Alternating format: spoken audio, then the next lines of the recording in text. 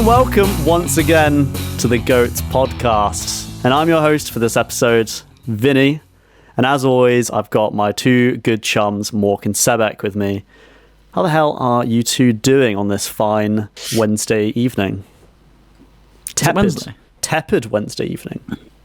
Yeah, it's quite nice. It's quite a nice day. I actually had a bit of a it's a funny question that got asked at work, and I just thought it would. I don't know. I just thought, one of those little brain teasers. I thought I'd ask more because I thought if you'd probably.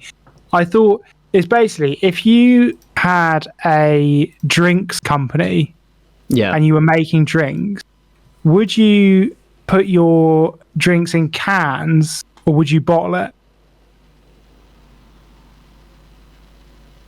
This is to try and goad me into about Liverpool bottling the league, isn't it? No, but would you can or would you bottle it? I'm not answering your question because you're chatting rubbish.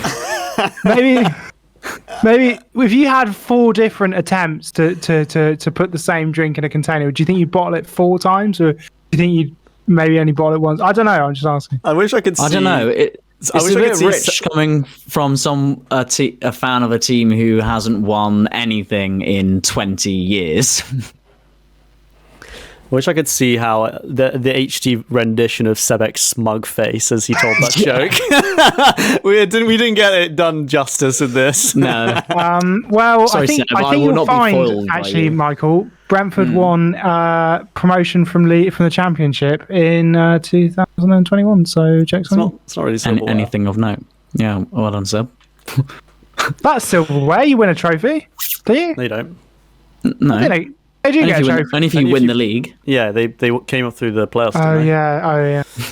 Right, that's great to hear from you, Sebek. What's going on with you, Mork? Have you been up to much? Have I been up to much? Not really. I went to watch some cars race up a hill the other day on the weekend. That was fun. Saw some race cars. Took the wee lad there as well. He was making friends with all the race car drivers, sitting in all their cars and shit, and racing around with them. We saw a crash. That was quite funny. They didn't die. So it's fine. It wasn't. It wasn't a high speed crash. They were just, had their legs broken for the rest of their lives. Just the bumper of their Mini fell off. Oh, okay. Yeah, sounds a good time. Yeah, no, that was cool. Yeah, watching the cars drive up the hill as fast as possible. It was good. Where was it? Wiscombe Hill Climb. Oh, nice. Yeah, it was cool. All right, fair play. Well, that's how anyone else? Vinny? Yeah, not a lot, but just have a bit of a funny one on Monday. Obviously, because we forgot to release the edit. We forgot to edit the episode for Monday and also release it. So as I was doing the video edit, because I'd also forgotten to do it until Monday morning, and if you don't know, it's mostly unedited, pretty much unedited other than a couple of very iffy bits sometimes. But so I just basically ripped that straight into an MP3 and then put that as the main file. And I only decided to listen to it after it had been released onto Spotify, and it I'll tell you what, for an episode on the greatest hip-hop producer, it is a fucking travesty of a first 15-20 minutes, because it's just us talking about how many times we've wanked in a day, like the maximum. You talk about your balls getting cut off, and then it ends off with Mork, you forgetting that it wasn't just music producer, it was hip-hop producer, and saying you got a terrible middle bit, and the intro makes no sense. It was a travesty that needed editing so bad. Oh no! Apologies to that. We didn't get any complaints, so it must be fine. Yeah, we didn't get any complaints because no one fucking listens to it. Yeah. Oh god. Oh yeah. Rest in peace, Keith J. Oh no. Rest in peace. Yeah. The real homie. I feel like we should. I was going to send him a message. Yeah. I was thinking of doing that. Just be like, yo, thanks so much, man. Yeah, exactly. Thanks to everyone who's supported over the last year or so. How many years? Year or so? It's about 2.5 years, mate. Fucking hell, time flies, doesn't it? Yeah. Anyway, yeah, time flies. That not at all goes into what I'm about to talk about. But I think we should get on the topic. Let's go. Thanks for rescuing that one, Vinny. Talking about rescuing. When I was younger, so much younger than today, I never needed anybody's help in any way. But now these days are gone, I'm not so self-assured. But now I've changed my mind and I've opened up the doors. When Paul McCartney helped John Lennon write the words that would become immortalized by every Beatles fan ever, did he truly clock that his mate was just crying out for help? When you need help, your mate should come to the rescue. That's why today we're going to be discussing the greatest rescue of all time. When we've done this, I'm personally going to go through all the videos and make an edit of all the times I've set up a segue into the episode, and I'm going to interlace it with classical music and edits of Modric and Kevin De Bruyne just sending balls into the box. Hang on, you're still blowing smoke up your own ass and haven't realised what Vinny's just said. He's just sung a Beatles song and talked about Paul McCartney and then gone, today we're doing rescues. What's happened is you've pinged a beautiful 40-yard diagonal ball for a tap-in with the keeper on the other side of the goal, and I fucking hit it against the crossbar and it's gone up for a throw-in. Yeah. You've Nicholas Jacksoned it into Rosette. I've Nicholas Jacksoned it into Rosette. Also, you did need help when you were a young boy. I helped you all the time. Yeah, this is just the lyrics to the song "Help" by the Beatles. I thought it was like a introspective look at Vinny's youth. No, I'm not that. It definitely won't be doing that. That's a tale for another day. Yes, and goat childhood memory. Goat forgotten. Was it like blocked out childhood memory? Goat repressed memory. Goat repressed trauma. Yeah, Mork would win.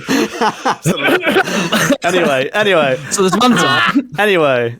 So everything from rescuing a bunch of miners down a well to a highly secret and dangerous mission behind enemy lines, should you choose to accept it, are the criteria for today's episode. So without further ado, who wants to tell me first, what is the greatest rescue of all time? I'll go first. I did hear Sebek first. You can go first if you want, Mork. Go on then, Zeb. You can go. You said it. All right. Okay, well, let me get my notes up. Forgot to... Oh, for fuck's sake. I'm sorry, guys. I'm sorry. I apologetically apologise.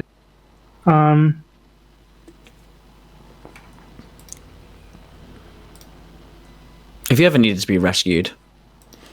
Yes. Well, say that to the middle bit. Oh, sorry. Right, yeah. Oh, right. Interesting, yeah. So, look, here's the vibe. Mm-hmm. I just want to lay down some context here. This week, I listened to a podcast from The Upshot about O.J. Simpson. And obviously, you should definitely listen to it. It's a very funny episode. It's not... He's dead. He is dead. Thanks, Michael. But Just in case people don't keep up with world affairs. Michael's like that bit of context that comes under the bottom of tweets now. Yeah, these are I love that. I love community notes so much. So that's important, not just because it's a good episode, but I just wanted to put in some context that I'm in a bit of a legal mood. The trial of the century, the legal team, if the glove don't fit, you must acquit. Finding loopholes, finding like a different way of looking at things. You know what I'm getting at here. Sometimes we do a pick because it's a good pick, and sometimes we do a pick because you're like, I think I can argue the toss on this. I think, and do you know who's always the best person to put those picks forward to is Vinny, because Vinny just loves it when you try and bend the rules. I always think that. Vinny is a notorious stickler for the rules. Yeah, I know. I didn't realise that until literally just then as I was saying, I'm going to try and bend the rules on this. And I was like, didn't the last time I do that, Vinny got genuinely annoyed with me? Anyway, look, this is one of those... So, what is a rescue? What's the definition? Well, to rescue is to save from a difficult situation or dangerous. That's the basic. And throughout history, there's been some pretty amazing rescues. Apollo 13, Dunkirk. I think if I was doing a genuine one, I probably would have done Dunkirk. Yeah. That time Mork nearly shagged Mark's sister. Yeah. Yeah. An unbelievable rescue.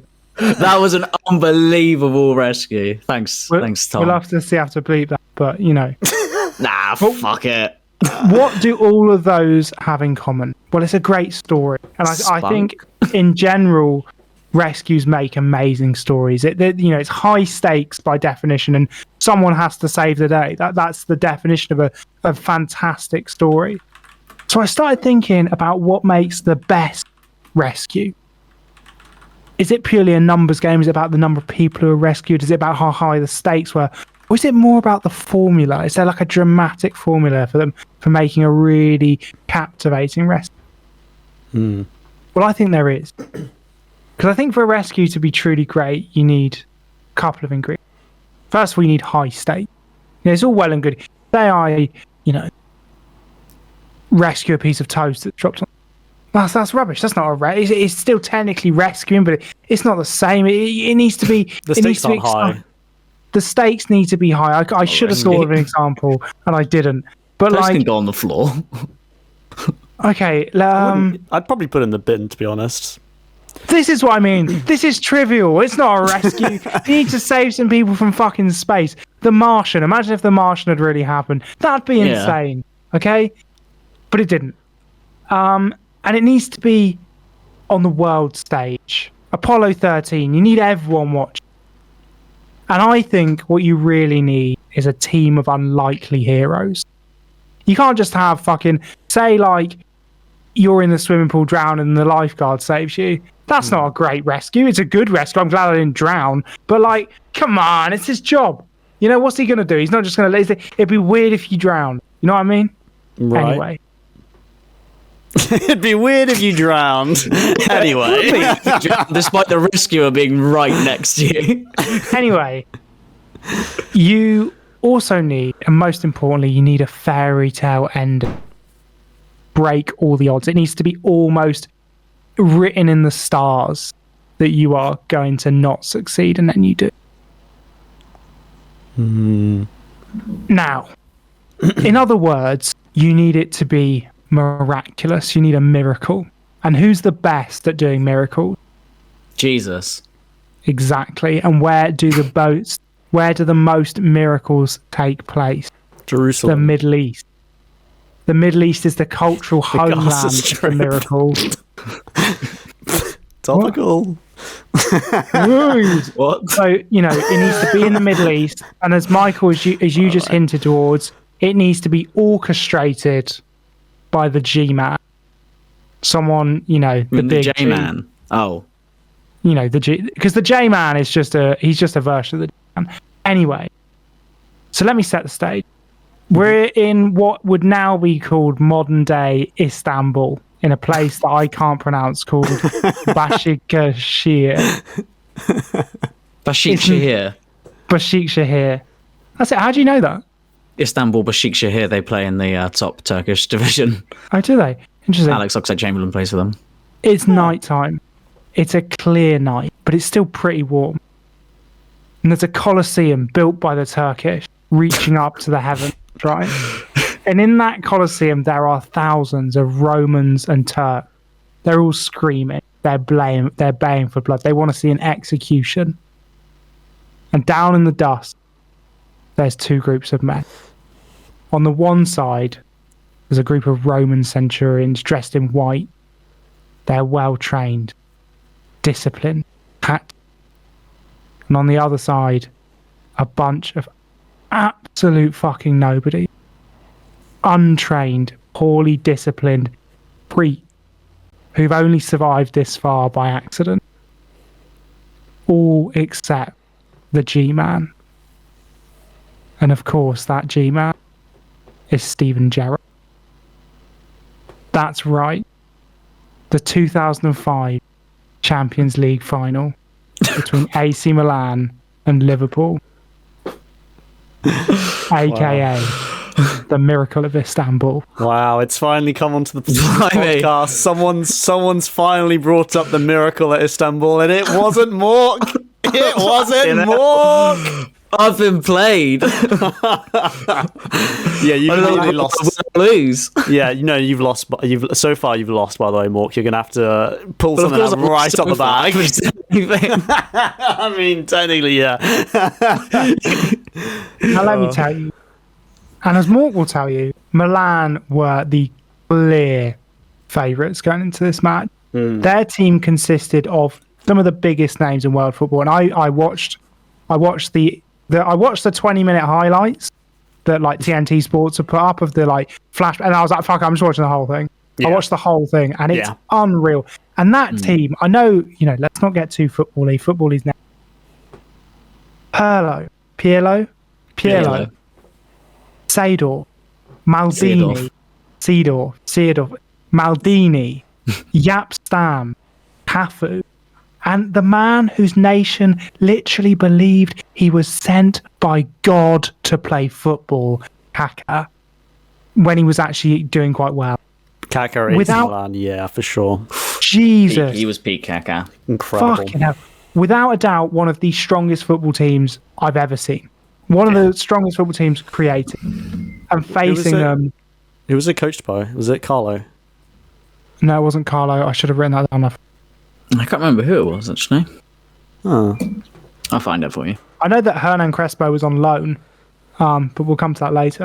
Why is my mouse cursor never... There we go.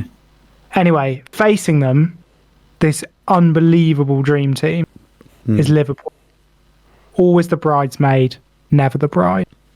Serial runners-up. The best they've managed in a decade, Serial fourth. over a decade, is the FA Cup. And their team is a hodgepodge of all the players the top clubs don't want.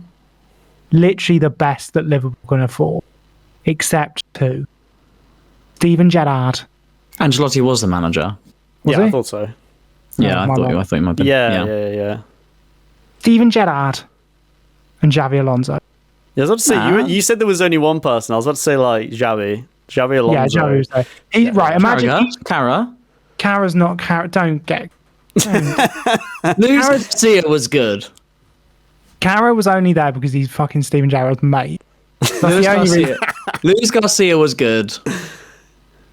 I've never heard of him. Anyway, look.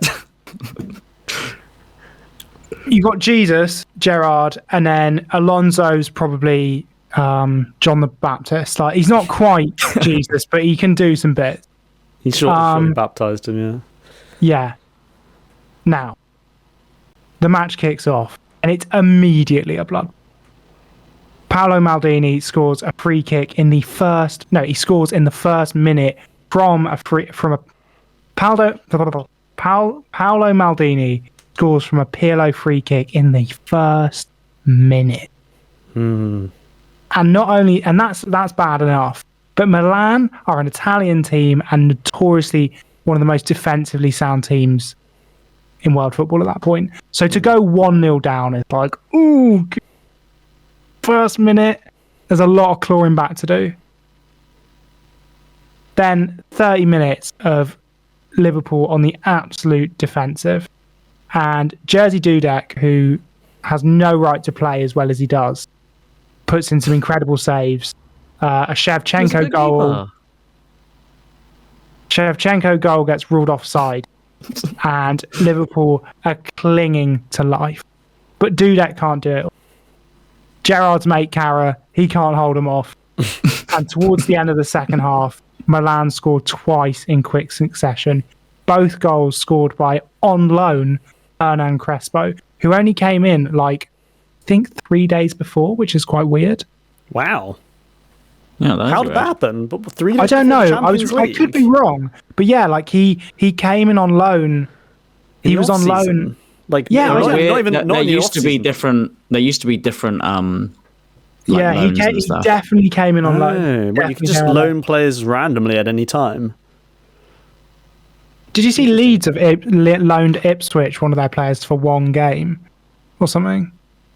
You can do that? Yeah, it's a whole thing. It's because they want Ipswich to win, because if Ipswich win, it'll increase their chances of being promoted. So they're loaning Ipswich a player. It's a whole thing. Anyway, it's been quite critical.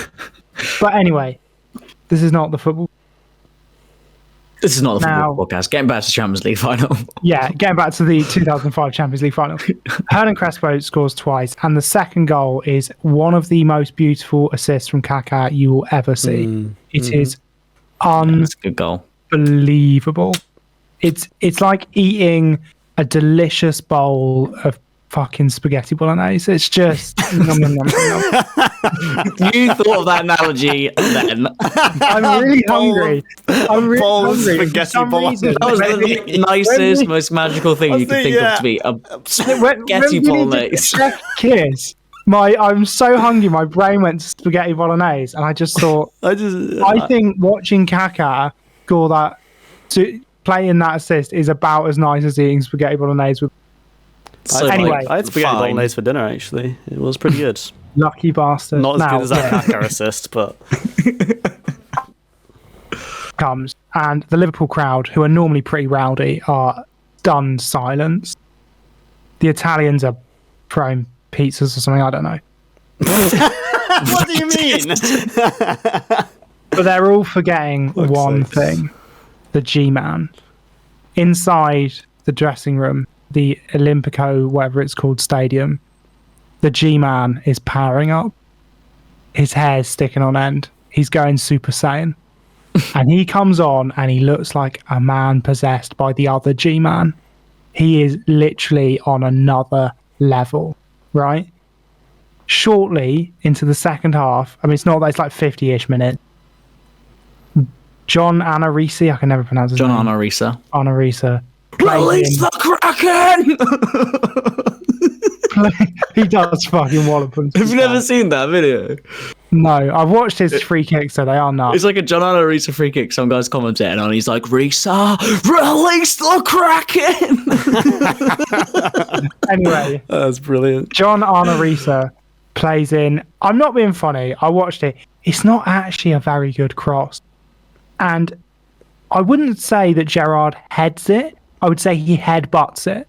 It's one of those headers where it's quite rare to see where the ball leaves Gerrard's head with more pace than it hit it with. Like he seems to actually get power on it with his kind of, and he does it. His legs are in the. He looks. It's kind of like he looks like the Michael Jordan's logo. He's like kind of doing the splits, fucking nuts the ball. Yeah. And it goes in. And it's 3-1. And then Steven Gerrard, he's running back. I think he grabs the ball. They're running back to the centre circle. He's like, and he starts doing this weird arms. Things with the arms. And he's fucking geeing them up. And you can see in his head, he's saying that classic. He's looking at me and he's saying, yeah, of course. his fucking rally cry. And from here, Stevie G, the G-Man Gerrard, puts in one of the single best footballing performances. He dragged Liverpool forward slowly, inch by inch. And then Vladimir, and I think it's Schmeitzer scores an outside-ish of the box power shot that somehow seems to bobble its way past Dida. And it's 3-2. And then what comes next? Gerrard makes a surging run into the box. And let's face it, makes a leaping dive. Goes down like he's been fucking shot. I watched the replay. It's fucking pen, mate. And he gets a penalty. And who steps up but the second son, Xavi Alonso? This is where it comes a rescue mission, because the stakes are at their highest. And just as you think they've clawed it back, the rope slips in their hand. Xavi Alonso biffs his shot, and Dida gets a hand to it. All is lost. All that hard work, everything Gerrard's put in, down the drain. But wait, what's that? Alonso gets a second chance, the rebound. It's 3-3. The match ends in a draw. And it goes to extra. And that's crazy. Gerrard didn't only save us in that game. We nearly got knocked out of the group stage. We needed one more goal in our last game of the group stage, and Gerrard scored an 86th minute screamer against Olympiacos. He was quite good, Gerrard. Anyway, it goes to extra time. It's end to end, but nothing goes in. So it's penalty. And up steps another unlikely hero. Probably the unlikely hero of the story, to be honest. Jerzy Dudek. A man who was fairly bang average for most of his career and seems to have, in that 10-minute spell, done some sort of deal with the devil and turns into fucking prime Yashin.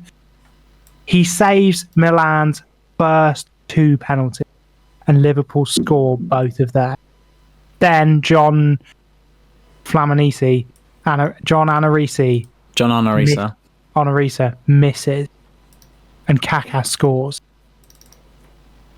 But Schmeitzer puts his away. And then Shevchenko steps up. With Dudek dancing around like a fucking madman with his gangly arms and, let's face it, running a little bit off his line. You're allowed to do that then, so don't fucking at me. Shevchenko flubs his line and Dudek saves. Liverpool go from 3-0 down at half-time to win the Champions League final on penalty. Steven Gerrard, Xabi Alonso and Jerzy Dudek complete the most outrageous and unbelievable against the odds rescue of all time. There we go. Yeah. I was just putting the video up on the for the VODs for all the people to watch the penalty shootout and some of the stuff. Penalty shootout. Yeah. I watched that, and I know it's a bit of a meme. I know that, it's not no one was live for stake. But I watched that game up at the end of the village. There was a guy called Mick Kershaw. He was a Liverpool fan, and he had Sky Sports. And me and my dad and all the other boys and their dads in the village went and watched. And Mick, who's a Scouser, was in such tatters that he couldn't sit in the living room and watch it. He had to sit in the kitchen and have people come out and tell him how the penalties were going. Oh my god.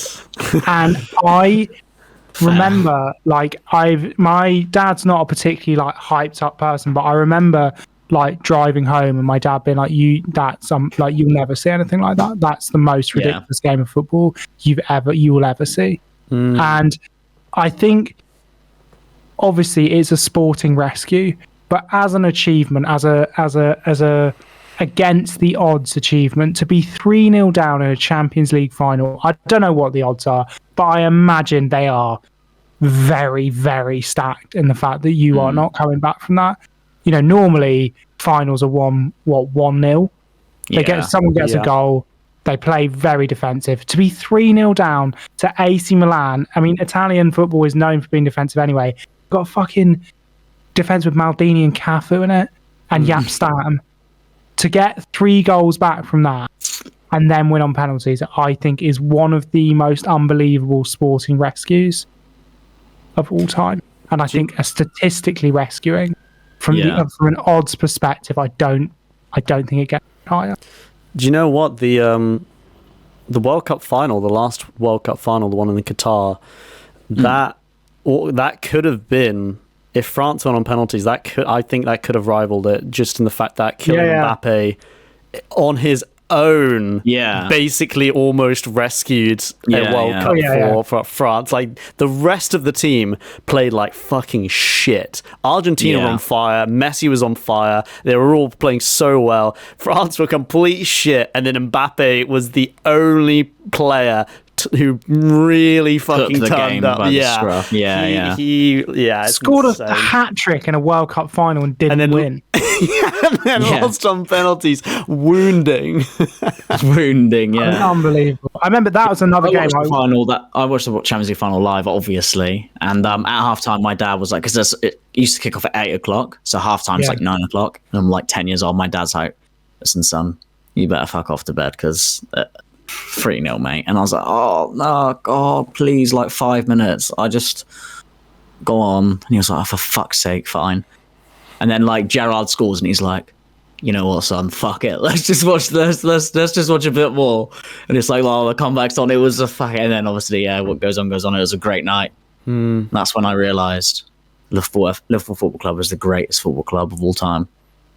Little did I know that was the highlight for the next nearly 20 odd years, 15, 20 years until our Lord and Saviour Jurgen Klopp came in. Be praised, be praised. Yeah, to be honest, that is actually a great pick. That is one of the greatest football moments of all time. Absolutely, it's it is a reason why it is dubbed the miracle at Istanbul. That AC Milan team. That's the thing. Is it's not fucked. like They were in the so World Cup good. final, you've got two really good teams. Whereas in that final, you're like, Liverpool barely made it out of the fucking group stage. You've got this AC Milan team who are insane, and you're Yeah. like, it's like putting fucking, it's like putting, I don't know. Bolton Wanderers up against Manchester City in a final, and Man Do you know City go what? 3-0 up at half time, and you're like, "Oh, that's done." Do you know what is this is a rubbish analogy because it only makes sense if you know about football, and if you know about football, you don't really need the analogy. But do you remember, the Champions League that Liverpool won? It's like Liverpool being 3-0 up in that, and then Tottenham coming back from that and winning. Yeah, Like, but that's the even kind then, of- I think like Tottenham and Liverpool are closer match teams even that day Yeah, that's than true. Liverpool and AC Milan. Yeah, I think you're probably right. To be honest, Like it's nuts, yeah. That's a good one. That's a good pick. I actually really like that. Yeah. Thank you Thank very you. much, Sebek. I was not really thinking Sebek. about sporting rescues when we came up with the idea of rescue. I was thinking more like search and rescue, cave rescues, well rescues, military rescues. But that's a great rescue. That really is to rescue. Thank you very much. To rescue the Champions League final against arguably the greatest Italian side of all time. Oh yeah, Yeah. It's bonkers. It's nuts, yeah. I think that moves us nicely onto the middle bit, and I don't have any sort of quiz, but I have some open-ended questions, such as, Mork, tell us the story about being rescued from fucking Mark's sister. I wrote that one down because I wanted to hear what that's all about. You said it earlier on, and now I'm interested. I don't know. Do you reckon we could tell this, Seb? we can tell it and then maybe ask Mark. All right. Well, Let's stay in basically, the we're pod at a version. party. We're at a party. All the boys, all the gals, whatever, the whole crew. Mm-hmm. Drinks were flowing. Everything was going on. Now, there's an important character to remember in this party. There was one person there who wasn't having a good time, Okay. and that was our friend Tom. Mm. It's one of the only times I've ever seen him ill. He was like dying ill. He was like puking and like just grim. He was horrible. Yeah. But he still came because he's a warrior. But he just sat there like, dying the whole time. Everyone was smashed. I was absolutely hammered. I can't remember how, but I ended up in a bathroom with Mark's sister. Again, I can't remember how. Right. We're on the floor of the bathroom, and something's about to happen. So there's an object which is very close to another object, So and it's all who is this? Mark's sister? Mark's obviously a good friend. Who's? Yeah. How well do you know his sister? very, very well. You know, Yeah, his sister at very- this point, you two were close, weren't you? Yeah, I knew her really well. Yeah, Okay, and but not in that kind of way. But it was just Right. I don't know. Again, I don't know what happened, and then, yeah, it was about to happen, and then just as it was about to happen, there's a massive bang on the door, and Tom comes in. I'm like, oh shit, what's that? I'm like, oh, better get out the door. And I open the door, and Tom's like, oh, I'm gonna fucking throw up or whatever. And I'm like, oh shit. And I get out, and then like the breeze of clarity hits me. I'm like, holy shit, what the fuck am I doing? I can't. That's Mark's sister. I can't do that. I was like, oh, I better go. I was like, I better make myself scarce. What's going on? Oh my god! I just kind of just forgot about it. It just that was it. Wow. To your rescue was a very ill Tom. Yeah. Yeah. Things could have been so different. Yeah, I feel bad saying rescue. I don't want to disrespect Mark's sister. It's not that she's not like a nice person or anything like that. It was just, it wasn't right. You know, you're drunk in the bathroom of, of course, my mate's sister. She's my mate as well. It is a bit of a line you'd cross if you'd fuck your mate, who's also your mate's sister. Like, there's a bit of a line there. Yeah, I don't know if we can leave this in out of respect to the females. It sounds a bit bad. No. I think it rescued a social situation. Yeah, like it's some sort of drama, I think. Yeah, but I know her parents. What if they You know what? We'll cut this, but we'll bleep it at the start. We'll bleep it. Okay. I'm leaving it in the VOD. So, you evil bastard. No one's gonna listen to it. It's just Seb. No, exactly. Yeah. Hi, Seb. Hi, Seb. Sebek, you also mentioned something about being rescued yourself earlier. Yeah, I've been rescued a couple times. Is this like in a spiritual way or something? You know, let's say you became like a born again Baptist or something. No. Although, did you see Russell Brand's been baptized? He's drunk the Kool-Aid, hasn't he? Anyway, wow. Like he done a rape, and now he's been like, oh, Jesus says it's fine. Just tell me one about you got rescued. Sorry. So yeah, there's a couple of times, probably. I don't know. I've had a couple of times where I've thought I'm gonna die, like this is it. Probably, I don't know if I've told this story before, but probably the most serious was when I went out surfing. I just bought a new surfboard. I was very cocky. It was a much shorter board than I was used to. If you don't know about surfing, short boards, the shorter the board, the harder it is to paddle. I was quite fit at the time, doing quite a lot of surfing, but probably not as good as I thought I was. And we went out to a beach, which I knew quite well, and I started paddling out on this thing, and I was like, fuck, man, I am so good at this. Like, it was super easy to paddle out. I was like ducking under waves. I was like, this is incredible. I'm fucking flying. And then I turned around to try and catch a wave, and I kind of realized that I was paddling forwards to try and get on the wave, but I was still going backwards pretty much as fast as I'd been going when I was paddling. And I realized I'd been caught in a rip. And yeah, it was quite scary because this rip is like it pulls around the corner of some cliffs. So it kind of like it gets, the closer you are to the cliffs, the harder it pulls, because it's kind of, if you imagine like it's getting faster as it goes around the curve, so naturally it's pulling you towards some pretty jagged rock. And yeah, like obviously I've never felt anything like that. Like it was I could feel the pulse in my fucking like head, and I was just I was like really, really thought that it was gonna, I didn't necessarily think I was gonna die, but I thought it was gonna be bad shit. Like I was thinking like, and it was also, there was still waves breaking on the cliff, so it wouldn't have just been like I got pulled out to sea. Like I was thinking like I'm going to get thrown into the cliffs and this could end quite poorly. Luckily, and I started paddling trying to get out, and luckily a guy came and he'd seen me, and he was a South African guy. He came and paddled out on a board, also quite a short board, and had to help me get out. Unfortunately, he then got caught in the rip as well. Right, yeah. And you both died. And it was quite I went down talking to your ghost. He did rescue me. He tried to pull me because I was so exhausted from paddling that I was like just fucked. But eventually he was like, we can't do it. We're going to have to just paddle out of this together. But what he basically did was brought clarity to the situation, and rather than trying to paddle back in, which I knew this anyway, but when you're that scared, like the knowledge just goes to your brain. Yeah. he told me to paddle to the left, basically. And rather than trying to fight the current, I was just trying to get out of the current and make sure I didn't hit the cliffs. And we went a really long way out. Like, while we were paddling sideways, the rip was still taking us, but we kind of missed the rock. But yeah, I mean, I remember being so far out that, like, I couldn't see people anymore on the beach.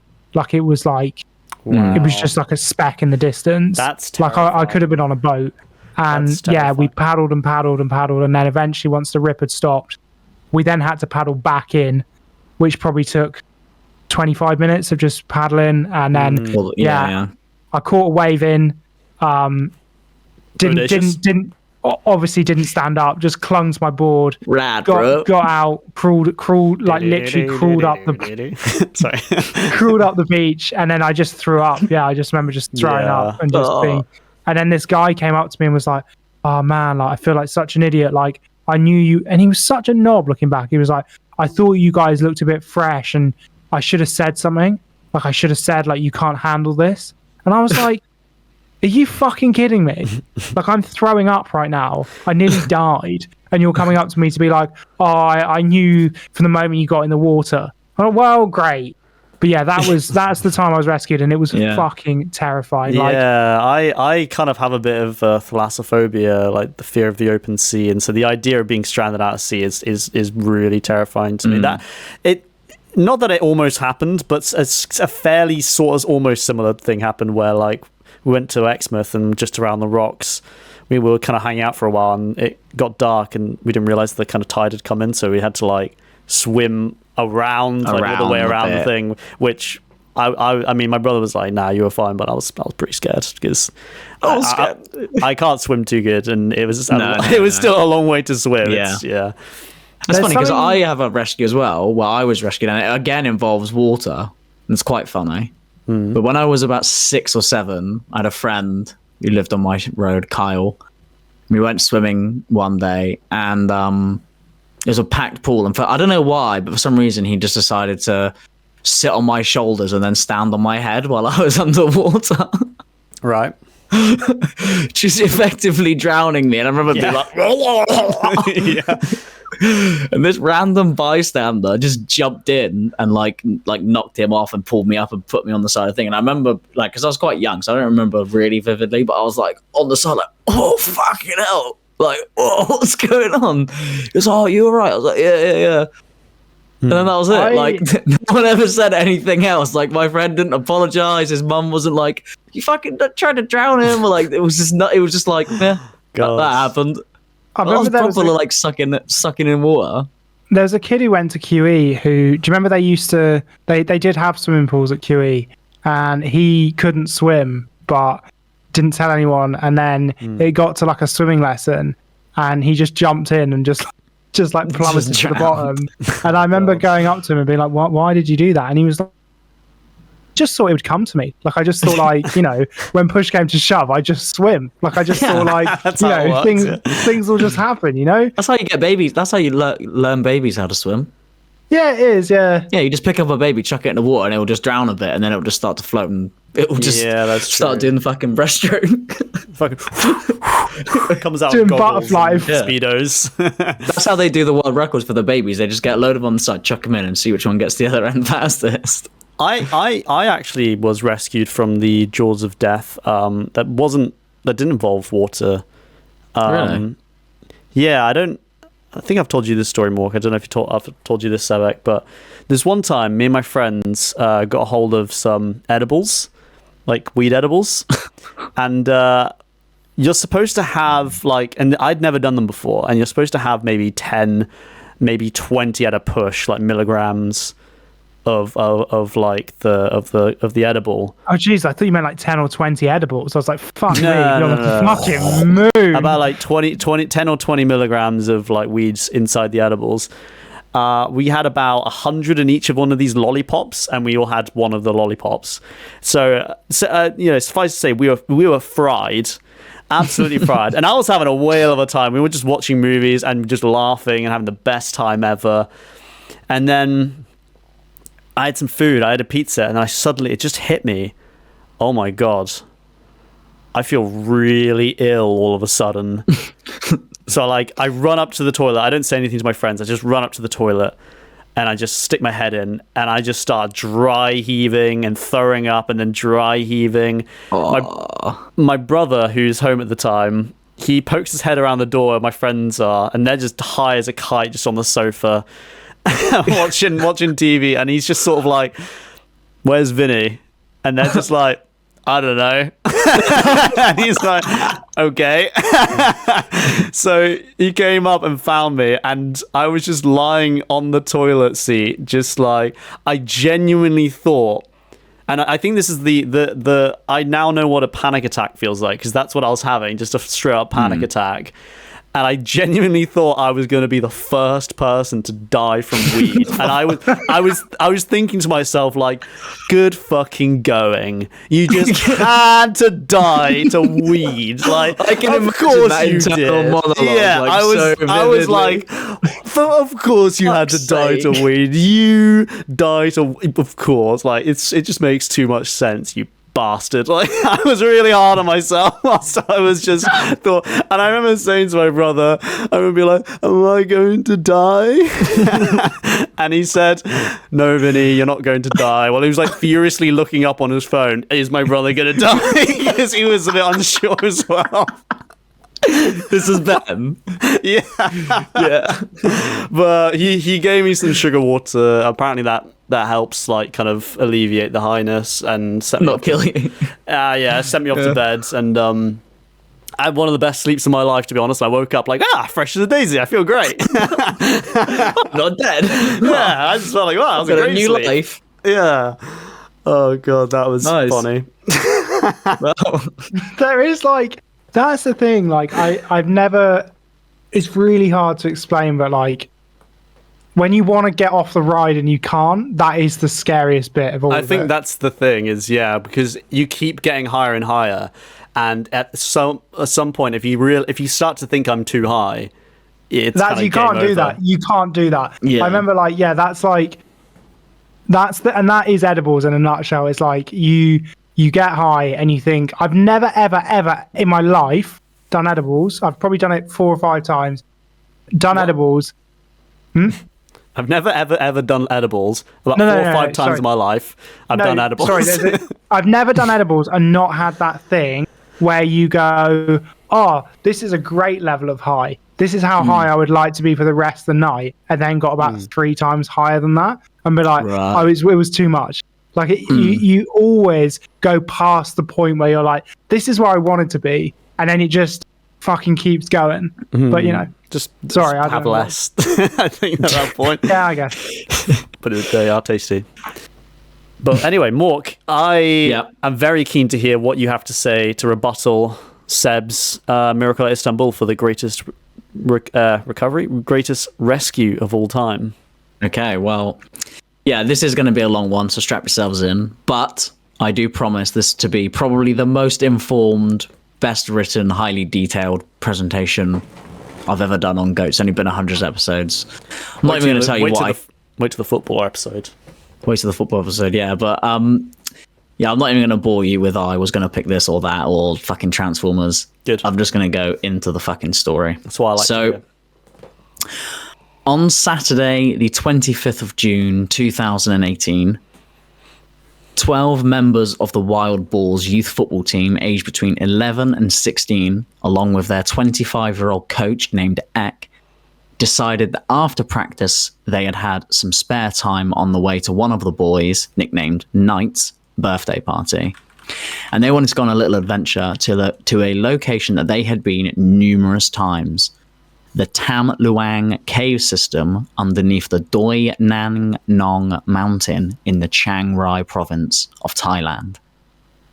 Now, the cave is actually closed during the months of July to November every single year due to the monsoon, which completely floods the cave floor to ceiling. Now, despite being like a week or so before this time, the rain this year had actually started early. And in fact, it started crazily as soon as they entered the cave. So when they walked in, it was dry. As soon as they entered, the rain started. So when they entered, it was dry and they were able to explore the cave on foot. However, during their trek into the cave, the rain came down and the cave began to flood. And the boys soon found their exit was blocked by rising waters, and they became trapped. The parents of the boys realized that they were missing pretty quickly, and then they headed to the cave where they knew that they had gone. When they arrived, it was late that night and the rain was coming down very heavily. The parents found the 13 abandoned bikes at the cave entrance, but no sign of the boys. And they couldn't enter the cave to search because of the water, and so they raised the alarm.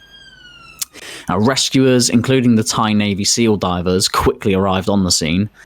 But because of conditions in the cave and the fact that these Thai Navy SEAL divers are all open water divers and not cave divers, the SEALs didn't get very far in to the cave, and the boys were not found. Now, back in Coventry, in England, a man by the name of Rick Stanton had just waved goodbye to a Thai woman named Amp, who was introduced to him by a friend. Rick and Amp had sparked up a really good friendship while she was visiting him, and then was flying back to, weirdly, and there's a lot of weird things about this story, she was flying back to her where she lived in Thailand, which was Chiang Rai, the exact place where these boys had just gone missing, which is a very weird coincidence. Is it a big place? Like, do a lot of people go there, or? It's reasonably big, but it's just bizarre that she happens to be from the exact place these boys went missing and waved. She got on the plane to Chiang Rai the day they went missing. What's the name of the cave again? Sorry, it's called Tam Luang. Tam Luang. Okay. Yeah, and on Monday morning, 48 hours after the boys went missing, she sent Rick a text message to say, "I think you'll be coming to Thailand. There's a football team lost in a cave." Now, the reason why she would send this text to Rick in particular is because Richard Stanton, to give his full name, is one of the world's best cave divers. He's known all over the world, not only for his incredible feats in cave diving, but also his remarkable cave rescues. Now, cave diving is easily one of the world's most dangerous sports. Being kilometers underwater and rock has many, many risks. But Rick is an expert planner and problem solver, and also innovator. Yeah, I recently watched some videos on cave divers and them getting stranded, and these stories you hear about them just being like lost in this cave for weeks without being found or like whatever. It is really the stuff of nightmares. In this pitch black cave, it's wet, like it's hard. There's just jagged rocks everywhere. Like as a horror, it's most people's worst fear. Like sometimes they'll be squeezing through a 60-centimeter gap. And if anything goes wrong, if they get stuck in there, they've got limited oxygen. They can't just wait for someone to come and get them. They're just going to die in a couple hours when their oxygen runs out or whatever it is. Like, there's so many things to go wrong. I'm not going there. I don't want to go anywhere near caves. I'm claustrophobic to shit. Fuck that. Have you seen that crazy video of when that ocean liner sank and there was that guy in like an air pocket under the sea for and he was down there for 48 hours and he just had his head in an air pocket. And then can you just be thinking how many times did he think, should I just drown myself and get this over with? That's what I'd be thinking. In the he's in the pitch black, you just think, should I just drown myself? And then you feel someone grab, someone popped up. He saw lights underneath him. And then they pop up. I wonder how much air he got, because after a while you'll just be breathing in, carbon monoxide? Yeah, I don't know. I can't remember. That makes you just go completely loopy. Oxygen levels do deplete over time, but it depends on loads of factors whether they're going to deplete or not. But yeah, without going too much into Rick, I also highly, highly recommend you read his book. It's called Aquanaut. It's about his life and this cave rescue. Rick saw the limits of cave diving early on in his career due to the equipment needed to cave dive. You're limited by the amount of air you have and your equipment that you can take. So he began, and this is crazy, to build completely from scratch on his lathe and mill in his dining room his own cave diving equipment.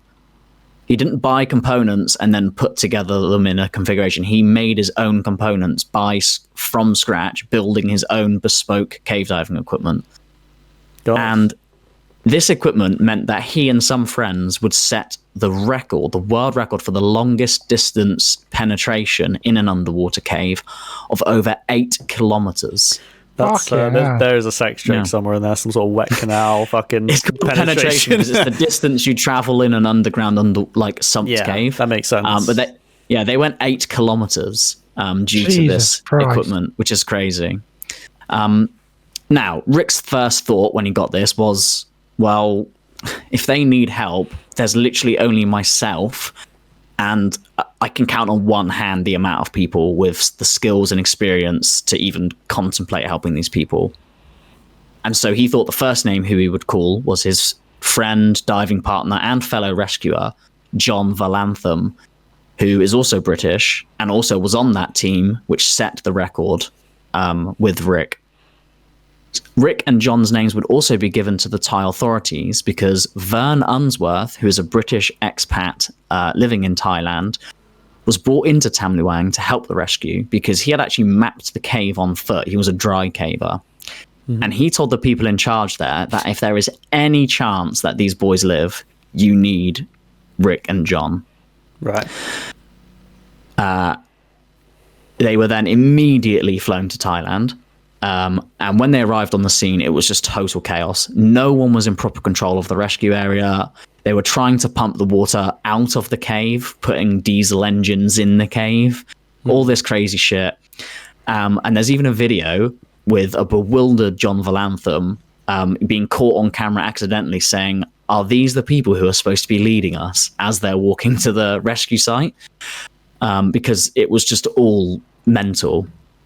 But when they get there, Rick and John, they dive into the cave, but they don't get very far. I think this is actually on their second day, but anyway, they don't get very far into the cave because in one of the chambers when they pop up, like how a cave, the whole cave wasn't underwater. It's like, imagine a hose that's like this. Yes, It's like there's sumps and then there's dry bits. Yeah. So in one of those chambers, they found 4 Thai pump workers who'd been completely stuck when they'd fallen asleep and then found their exit was blocked by water. No one knew they were in there or thought to get them out.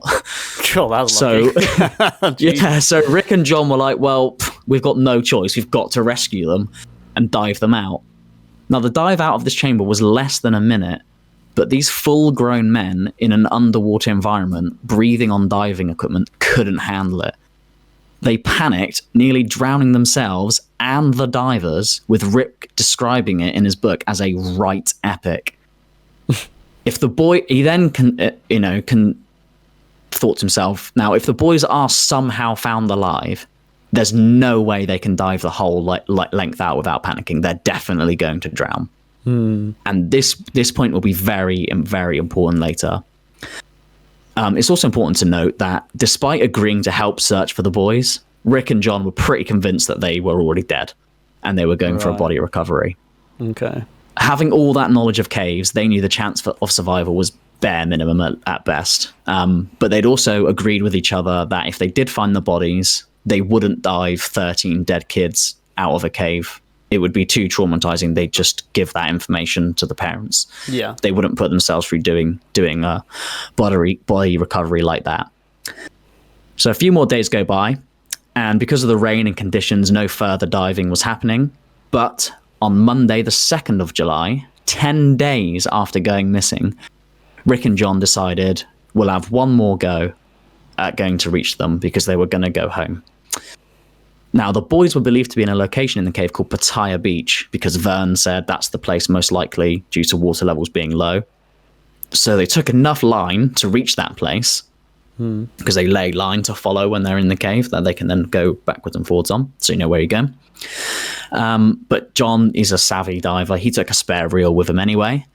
And he was also given a GoPro by a Navy SEAL to film the cave to help the SEALs if ever they needed to dive back in again by seeing all the cave interiors and stuff, all the places they couldn't get to. So they dived in. The visibility was 0, so they couldn't see their hand in front of their face in the water. So they were constantly putting their hands out in front of them, trying to feel for the bodies floating around. They have one hand on the line, trying to feel for the bodies in the water. And then every time they then reached Pattaya Beach, and no one was there. God. They were like, oh, shit. And so then they remembered, oh, well, John did bring a spare line of about 800 meters on it. So we're here, we might as well go to the end of the line and then we'll stop there. Like, if we don't find the bodies along the way, then what can we do? We should definitely find them. And then in every air pocket, they would go up and lift their mask up and smell, because they'd clearly smell if there were bodies or people there every single time. So they were constantly smelling the air. So they get right to the end of the line. Huh? It's pretty fucking morbid to think about. It's very morbid. It's horrible, yeah. They get right to the end of their line reel, and they actually, at the end of the line reel, they emerge in a large air pocket, which is about 4 kilometers from the cave entrance. Now, after surfacing and sort of figuring out what to do, Rick remembered he had a Snickers in his wetsuit, and he was really hungry. So he was like, "Oh, I'll have a bit to eat." Is this like an advert during the... No, this is really what happened. And it gave him the power to find those kids. No, this is really what happened. He remembered this thing, and then he remembered that then, oh shit, I haven't actually lifted, because he was going to eat the thing. He was like, I haven't lifted my mask to smell. So you lift the mask and bang, the smell was unmistakable. And what happened next can actually be watched on YouTube, as John caught the whole thing on camera, and it's incredible. But they found the boys. For the VODs? It's a couple minutes long. What would I type in to get it? Just type in Tam Luang children found footage. But basically, they find the boys, and all of them are alive on a dry ramp of cave. And they're like, what the fuck? Like, they call out, like, how many of you are there? And then Rick Stanton's counting and goes, 13. And they shout back, 13. And they're like, brilliant! Like, what? The boys were really happy to see them, and they asked the divers if they were going to leave. And John didn't lie to them. He tells them straight up. He says, not today. You're not going out today. But many people are coming. And in general, the boys were actually in really good health and pretty good morale. The coach had been making them meditate and all this, and they told them how long they'd been missing and everything else.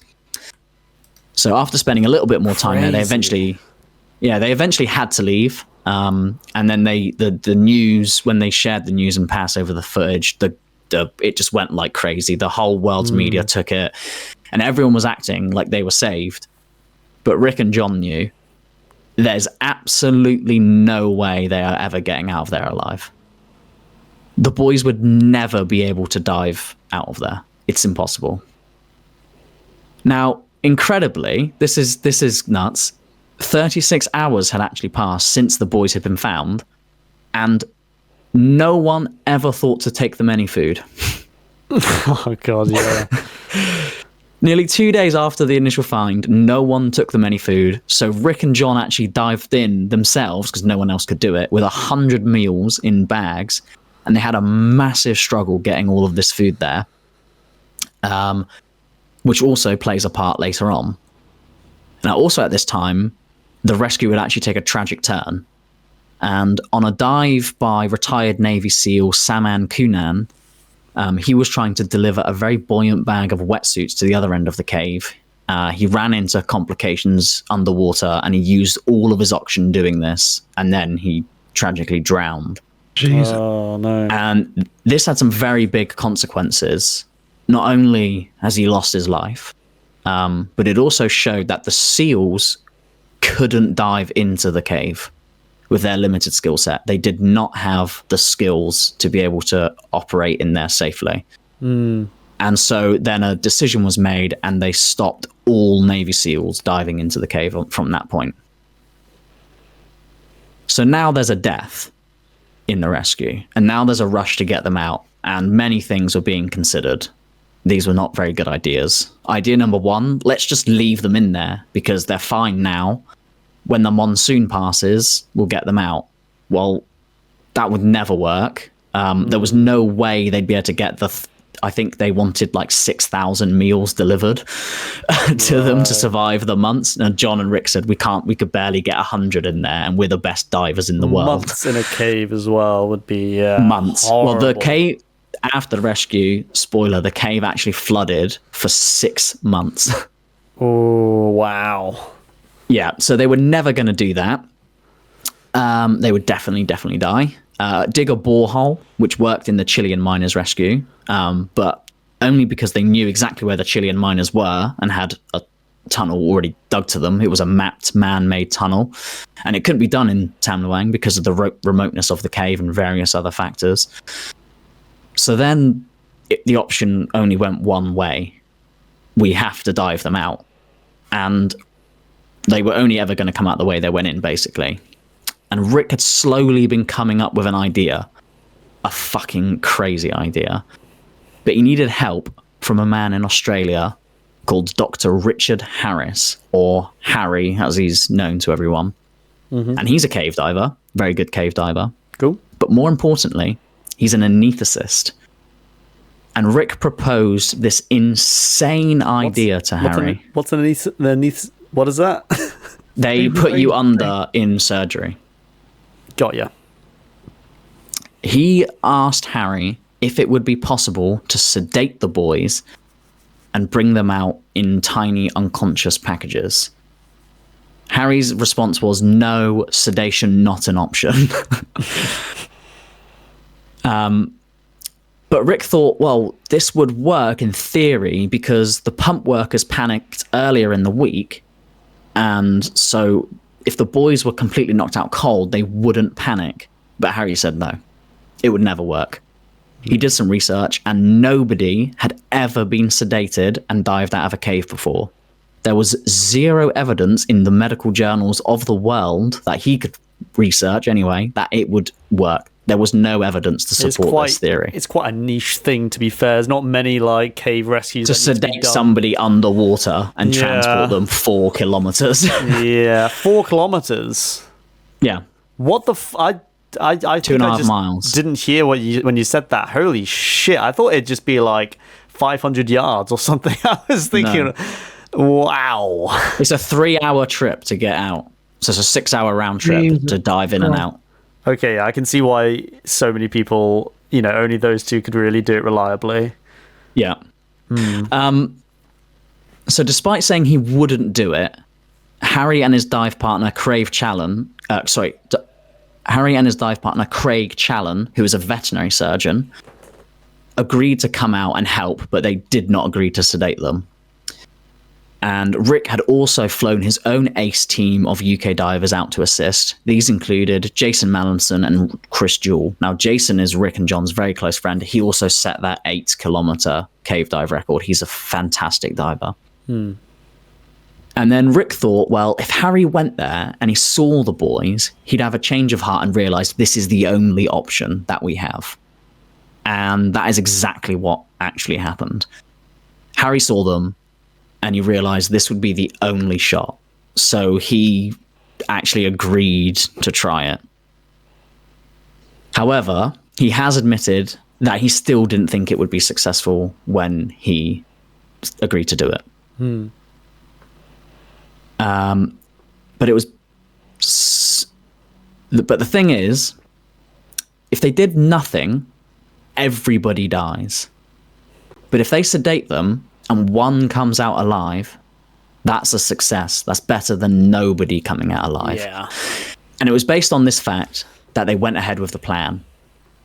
So Harry then thought ketamine would be the best drug to bring them under, because it could be used with other drugs that would help maintain their breathing, and it's quite a good sedative, but doesn't last for ages. He thought, in his professional opinion, that would be the best one. This, along with positive pressure full face masks, which go all over your face, mean that they would have constant air into their mask that they could breathe. And positive pressure masks, if there's a leak in the mask underwater, air comes out rather than water going in, so they wouldn't drown. They would also have to basically handcuff with cable ties the boys' arms behind their backs and cable tie their legs together.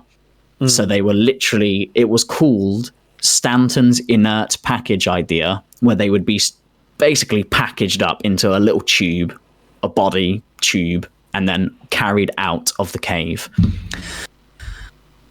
But one diver would have to dive out one boy, or packages as they were referred to in the cave. And this one boy, one diver thing was pushed back by everyone for days. This was the sticking point because all of the top brass wanted more than one diver. They said it was safer with multiple divers, but Rick and John knew this was the only way. More divers would just complicate things underwater.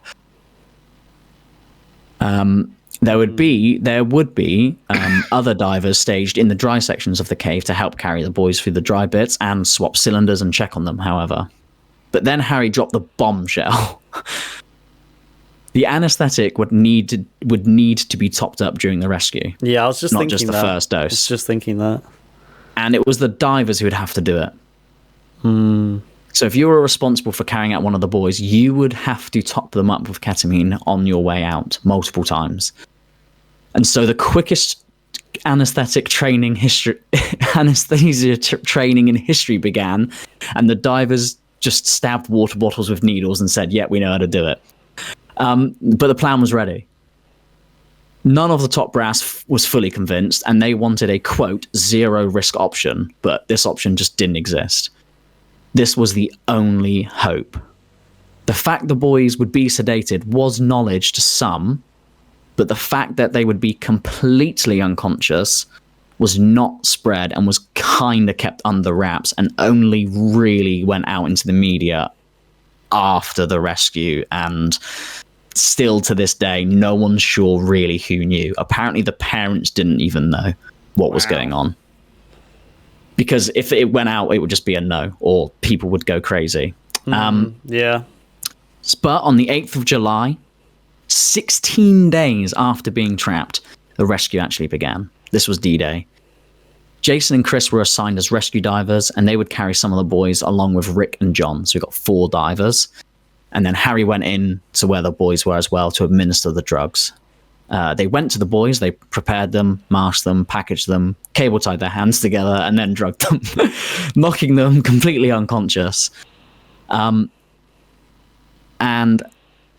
Harry also admitted that at this time, even though he was there to do the work, he was still convinced that it wasn't going to work. And his brain was telling him, he was convinced, and he was very honest saying this, but he was convinced that he was actually euthanizing these children. And then had these mad thoughts that maybe this was just kinder anyway. If I'm doing this and they just die, maybe this is kinder than them suffering in a cave and drowning to death. It is fucked up to think, but that's probably true. He's a doctor with prior knowledge, knowing how this goes down, and these were the thoughts he had as he stabbed that first kid. That is dark, which is crazy. Yeah, like I've just put, like, I can't imagine. Like we've just said, can't imagine what went through his head. But the boy went under, no problem. He then started breathing, shallow breathing, but no problem. Jason Manson then took the boy and he dived him out.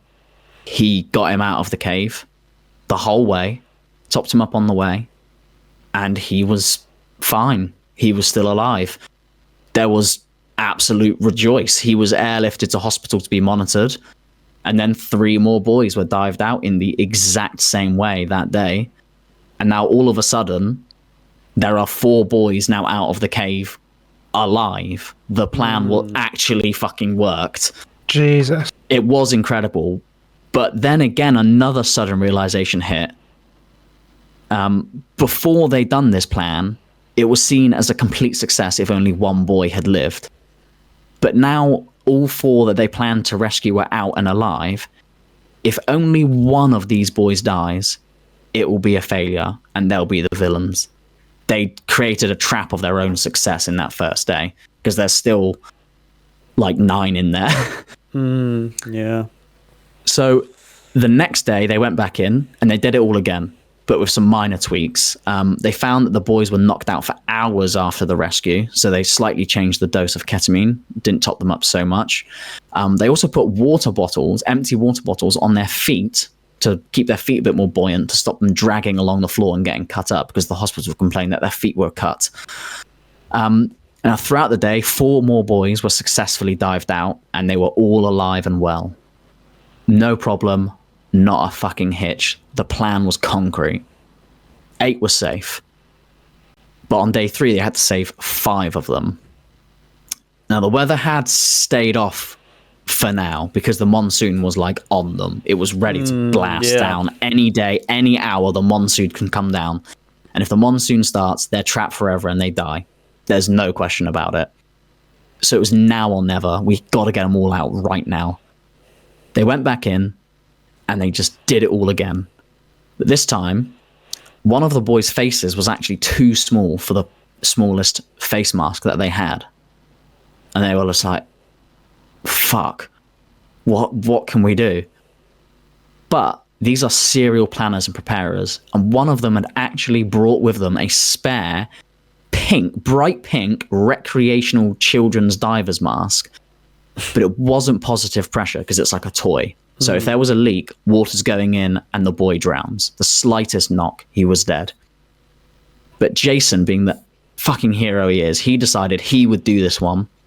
And he held the mask on the boy with one hand the entire way through, keeping the mask pressed to his face the whole journey so that he didn't die. And he got him out, and he was absolutely fine. Chris Jewell also hit a couple complications during his dive out on the last day. He let go of the line, got lost, turned around, and panicked.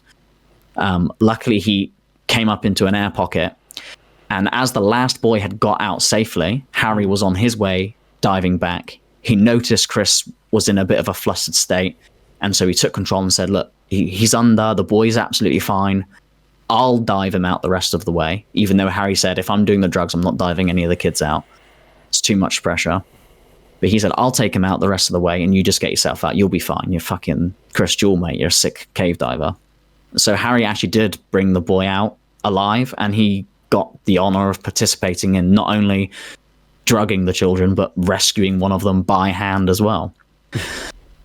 So at the end of the day... Why did you say that like it was a good thing that you drugged the children?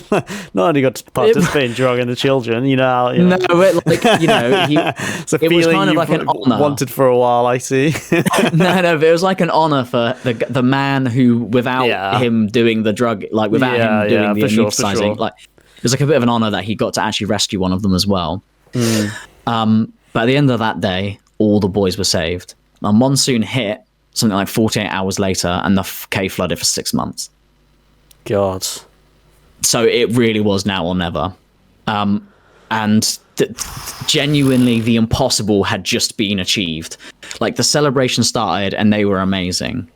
But this story actually has one last tragedy. Just hours after saving all the boys, Harry received a call that his sick father had died while he was rescuing the boys. And Harry was devastated, saying his father was a great man. But he did hold a glass up for his father, thanking him for helping Harry become the man who he was. Harry credited all aspects of himself to his raising by his father. That's awesome. Rick even said that in some way, Harry's father helped the rescue by raising Harry to be the man he would become, because Rick is thoroughly convinced that Dr. Richard Harris, is the only person on the planet who would have ever agreed to and been able to do what he did by anesthetizing those children. And had he not done that, they would all have died. God. But this rescue is so incredible because these boys were literally given a death sentence. Nobody could help them. Nobody. And it was proved again and again in tragic ways with Saman Kuman's death as well. The Navy SEALs couldn't get them out. The only people in the entire world who would be able to save them were the divers who did actually save them. It's not like being stuck in a burning building where any firefighters with the same skills can save you, or a soldier behind enemy lines, get good enough soldiers. Doesn't really matter who it is. These boys had one hope in the entire world. These very particular people. And Rick and John have always said that they are not heroes. They're just people with a very, very particular skill set. And despite the countless medals and countless awards that they've received from queens and statespeople all over the world for their bravery, Rick has said that he, in fact, is not brave at all. Because bravery is risking your own life. And he said that his life was never in danger. He's one of the greatest, most accomplished cave divers of all time. He knew he would be fine. It was just how to solve the problem at hand. And Rick is a master problem solver.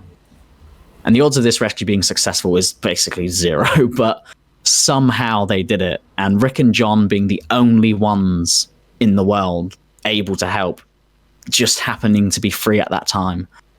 The fact that they went to the end of the line on that day, the lesson they learnt about the panic workers informing their decision in the future, Harry's bravery in going along with the plan actually working, like the factors go on and on and on, but it did work. They saved all of them, and it's the greatest rescue of all time, without a shadow of a doubt.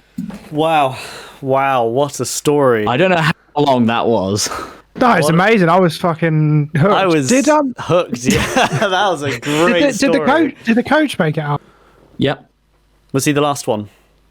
He was not the last one. Actually, so they left a kid there with like. Did they kind of both go at the same time, or no? They left the smallest one for last because of the mask issue. Ah, okay. But there's loads of really funny anecdotes with this. So do you know the way they decided the order to bring the kids out?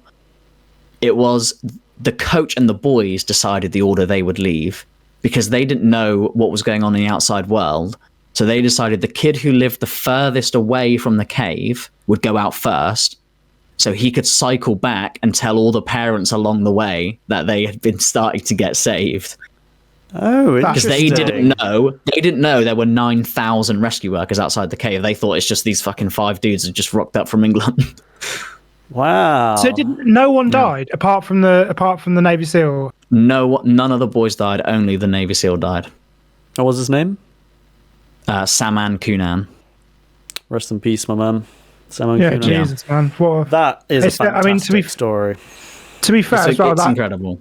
That guy, Saman Kunan, like, obviously he died, but he died trying to take, like, he would have known that he was doing something that he'd never done before. No. He was still thinking, well, these kids need food. They're going to die if I don't get that to them. So yeah. He also didn't need to be there. Yeah. He didn't need to be there. He was retired from the Navy. He'd settled down with his wife and children. He'd only went to help because he thought, I might as well go and help out. Got a bit of experience. Fucking incredible. What a man. Yeah. Like, yeah. People forget about that, but yeah. That was really fucking good. I haven't been hooked on someone's story in this podcast in a while. that really hooked me. I can see if why. It makes you feel about. I wrote this from my head. I use sources for the dates, but I just recounted the story as I know it because, like I said to you guys before, I've done 20 to 30 hours research of this, probably in total, listening to books and watching documentaries and stuff, because I'm just obsessed with this story. I just find it so captivating and incredible. And the film that like sparked my interest in it is a film on Amazon Prime called 13 Lives, which is really good. Definitely watch it. It's really good. It's got Viggo Mortensen, Aragorn playing Rick Stanton, and Colin Farrell playing John Vallantham. Doesn't have the guy from Nightcrawler as well? What's his name? I don't know who that is. Jake Gyllenhaal. Yeah, does that have Jake Gyllenhaal? Oh, okay. No. Okay. But it's a really good film. Yeah. I can see why you fell in love with the whole story in the film when you first saw it, and you begged us to watch it. I don't know if you watched it, Sebek, but I certainly didn't. I actually knew nothing about this Thai cave thing. I just knew it was I just knew it was a thing that was pretty big, and I always thought the Haiti one was bigger. My head's. The Haiti one where there was like 33 miners was bigger, but like Chilean miners. I don't know why I keep thinking Haiti. I think because the earthquake happened around that time. It's just different. Really. This is by far the most extravagant cave rescue ever done. Yeah, because like from what I've heard about the Chilean one is that they were in contact with them pretty much the whole time. Like they could like get them food. They weren't like under loads of water and stuff. Like they were just they knew that okay, this is how we get them out. We know where they are, but it's going to take time. It'll just take time. It'll just take time. And this is just like we don't know what the fuck's going on. This has never happened before. We're improvising on the fly. There's 12 kids and like a dude. Their lives are on like two. What was it? They were British guys, right? They're English guys. Yeah. The two guys that first went out, two British guys. Yeah. Shit.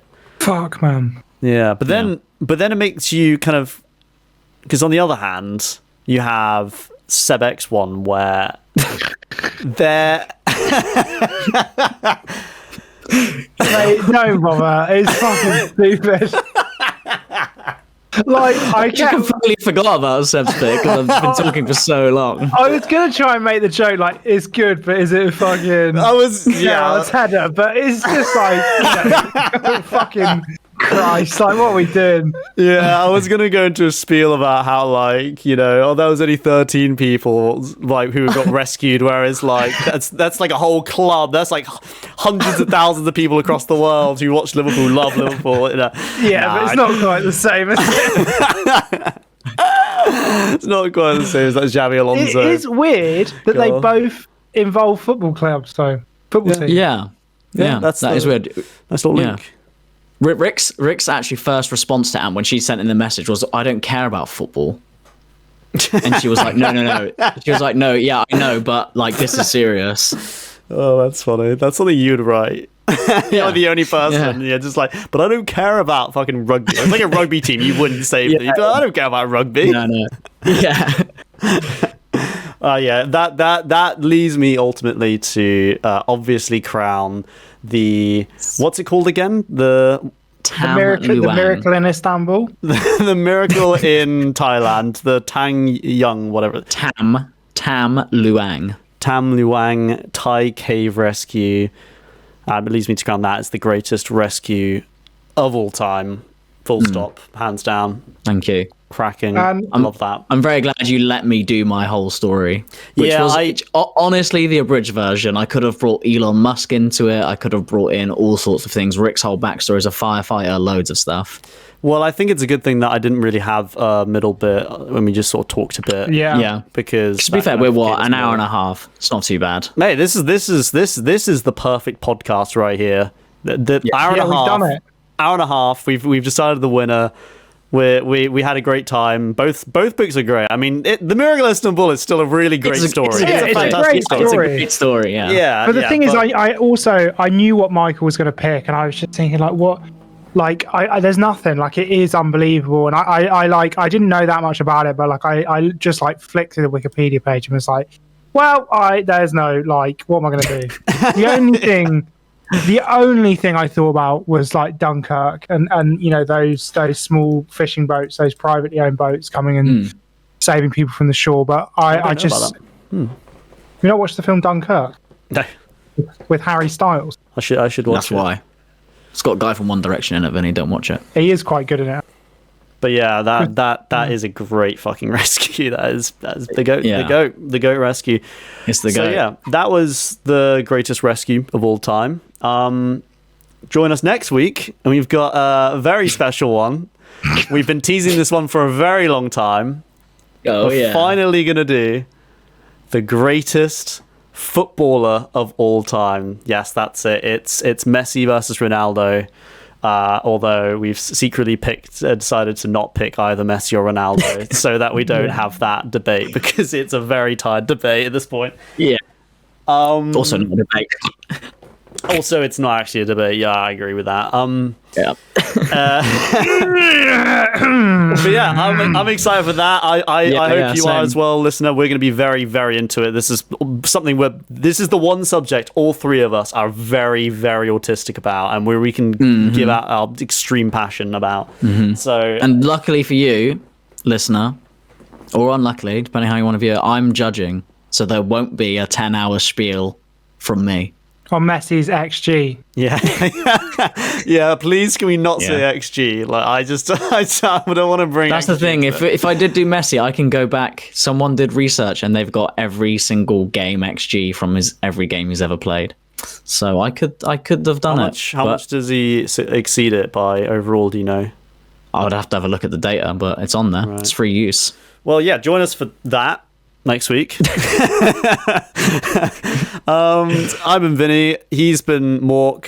He's been Sebek, the 240p 3 frames per second slideshow, and this has been Goats. Thank you very much for watching and listening, and love you. Bye.